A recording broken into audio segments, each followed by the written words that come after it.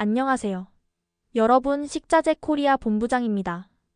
오늘은 우리가 온라인에서 물건을 팔거나 서비스를 홍보할 때 꼭 알아야 할 중요한 이야기, 바로 광고 대행사의 숨겨진 수익 구조에 대해 쉽고 재미있게 파헤쳐 보려고 해요. 혹시 여러분은 광고 대행사가 우리가 물건을 많이 팔아야 돈을 버는 거라고 생각하시나요? 천만에요. 정답은 아닙니다. 예요. 오늘 이 영상을 끝까지 보시면 광고 대행사와 함께 일할 때 우리가 어떤 점을 주의해야 할지 명확하게 알게 되실 거예요. 자, 그럼 지금부터 함께 진실을 밝혀볼까요? 일반적으로 많은 분들이 오해하고 있는 사실 중 하나가 바로 이거예요. 광고 대행사는 우리가 상품을 많이 팔고 성공해야 수익을 얻는다 라고 말이죠. 하지만 실제로는 전혀 그렇지 않습니다. 광고 대행사의 수익 구조는 조금 다르게 작동해요. 아주 간단하게 말하면 광고 대행사는 우리가 광고비를 얼마나 많이 쓰느냐에 따라 돈을 번답니다.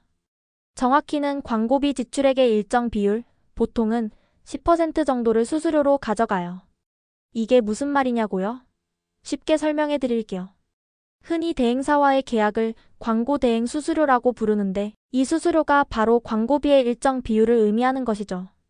예를 들어 디지털 광고 플랫폼에 100만 원의 광고비를 집행한다면 대행사는 이 100만 원 외에 별도로 10만 원의 수수료를 받는 형태입니다. 이 구조를 정확히 이해하는 것이 대행사와 효과적으로 협업하는 첫걸음이라고 할 수 있어요. 우리가 광고 대행사에 이번 달에 100만 원어치 광고를 해주세요 라고 맡기면 대행사는 이 100만 원 중 10%인 10만 원을 자기들 수익으로 가져가는 식이에요. 만약 우리가 이번 달엔 1000만 원어치 광고를 돌려볼게요 라고 하면 대행사는 10%인 100만 원을 수익으로 얻겠죠. 여기서 중요한 점이 하나 나옵니다. 광고가 엄청나게 성공해서 매출이 대박이 나든 아니면 생각보다 효과가 없어서 돈만 쓰고 망하든 광고 대행사는 광고비가 집행되는 순간 이미 자기들의 수수료를 챙겨간다는 사실이에요. 즉, 광고가 성공하든 실패하든, 심지어 광고 효과가 전혀 없더라도 광고비가 많이 쓰이면 쓰일수록 대행사는 더 많은 돈을 벌게 되는 구조인 거죠. 어때요? 이제 좀 감이 오시나요? 이 대목에서 많은 사업주분들이 아차 하고 무릎을 탁 치실 수도 있을 겁니다.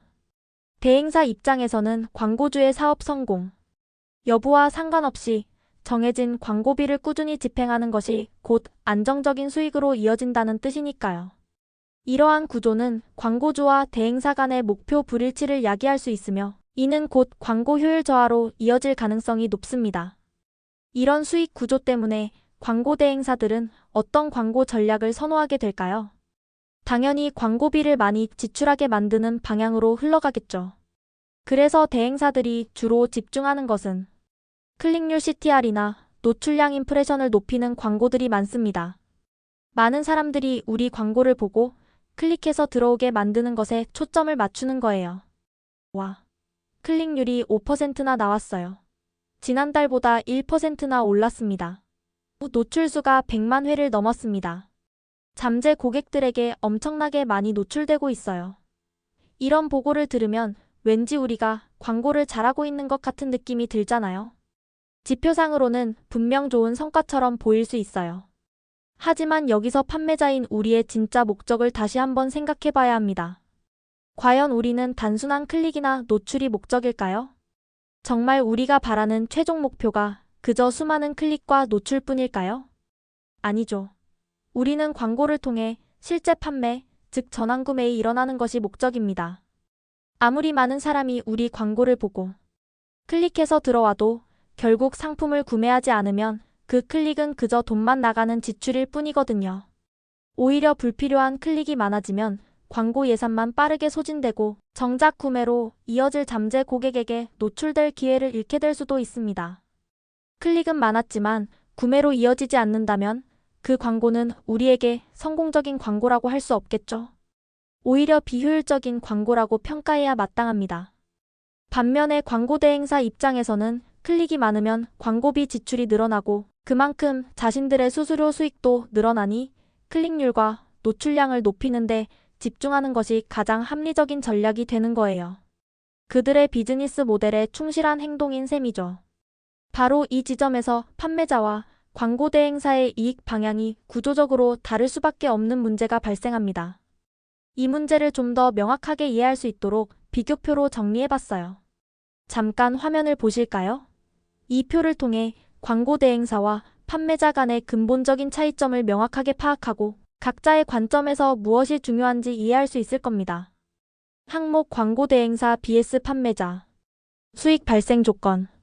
광고 대행사 광고비 지출이 곧 수익으로 연결됩니다. 광고주가 광고 예산을 집행하는 순간 대행사는 약정된 수수료를 받게 됩니다. 따라서 광고비 지출 규모 자체가 중요한 수익 결정 요인이 됩니다. 판매자 상품 판매가 이루어져야 수익이 발생합니다. 광고는 판매를 위한 수단일 뿐이며 광고비 지출 자체가 수익으로 이어지지는 않습니다. 최종적으로 고객이 구매 버튼을 눌러야만 판매자의 수익으로 전환됩니다. 목표 지표.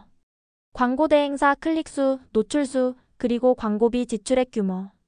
대행사는 광고가 얼마나 많은 사람에게 도달했고 얼마나 많은 클릭을 유도했는지에 집중합니다. 이는 광고비 집행의 근거가 되기 때문이죠. 판매자 매출 순이익, 전환율 구매율, 광고 수익률 ROAS.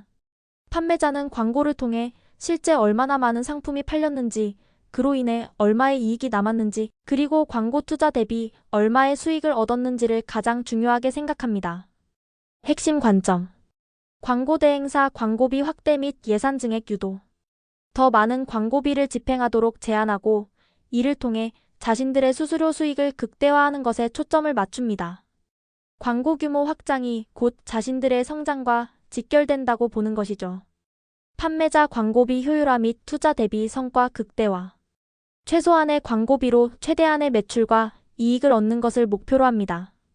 불필요한 지출을 줄이고 광고 예산을 가장 효과적인 곳에 집중하려고 노력합니다. 리스크 부담. 광고 대행사 거의 없음. 광고비 지출이 이루어지는 한 대행사는 약정된 수수료를 안정적으로 확보합니다. 광고 성과가 좋지 않아도 직접적인 금전적 손실을 입지 않는 구조입니다. 판매자 전액 부담. 광고비는 판매자가 전액 지불하며 만약 광고가 판매로 이어지지 않으면 광고비는 순수한 손실이 됩니다. 광고의 성공 여부가 판매자의 사업 실적에 직접적인 영향을 미치므로 리스크를 온전히 감수해야 합니다. 이 표를 보면 대행사와 판매자 간의 이해관계가 얼마나 다른지 한눈에 보이실 거예요. 광고 대행사는 광고비가 많이 집행되는 것에 초점을 맞추고 우리는 실제 판매와 효율에 초점을 맞추는 거죠. 결국 광고 대행사는 우리가 이익을 보든 손해를 보든 상관없이 광고비가 지출되면 이익을 얻는 구조라는 사실을 명심해야 합니다.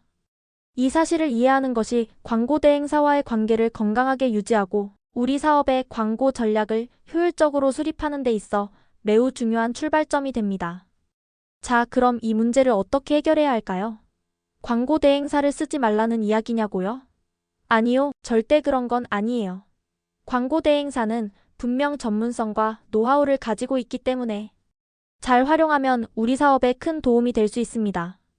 특히 복잡한 광고 플랫폼 운영이나 방대한 데이터 분석에는 전문가의 손길이 필요할 때가 많죠.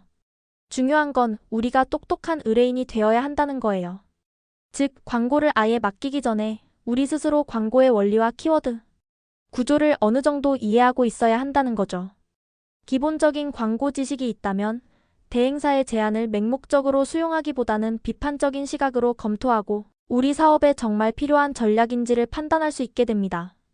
왜냐하면 우리가 광고를 모르면 대행사가 이 광고는 클릭률이 짱이에요. 전환율도 나쁘지 않아요. 노출수가 어마어마해요. 브랜드 인지도 상승에 크게 기여하고 있습니다. 라고 보고할 때 그 말이 우리에게 정말 의미 있는 성공인지를 판단하기 어렵기 때문이에요. 단순히 숫자의 크기에 압도되거나 대행사의 설명을 곧이곧대로 믿게 될 수 있죠.